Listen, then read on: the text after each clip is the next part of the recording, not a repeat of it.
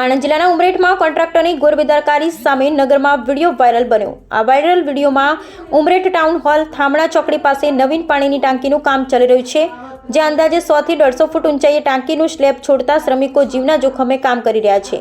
ત્યારે સ્થળ પર ના કરે નારાયણ અને આ શ્રમિકો દુર્ઘટનાનો ભોગ બને તો આ ઘટના માટે જવાબદાર કોણ? શું કોન્ટ્રાક્ટર કોઈ મોટી દુર્ઘટના કે જાનહાનિની રાહ જોઈ રહ્યા છે? શું એસીમાં રહી કાગળ પર કામ કરતા અધિકારી સ્થળ પર આકરી ગરમીમાં કામ કરતા મજૂરોની સ્થિતિ અંગે કોઈ જ રિપોર્ટિંગ કરતા નહીં હોય? એવા પ્રશ્ન જાગૃતજનોમાં ચર્ચાઈ રહ્યા છે। વધુમાં આપણે જણાવી દઈએ કે નવીન પાણીની ટાંકીનું અંતિમ તબક્કે પહોંચેલ કામમાં કોઈ જ સુરક્ષા સાધનો કે કોઈ નેટ કે જાળી નથી। જ્યારે ઉનાળાની કાળઝાળ ગરમીમાં વધતા તાપમાન વચ્ચે ઊંચાઈ આ શ્રમિકો જીવના જોખમે કામ કરી રહ્યા છે।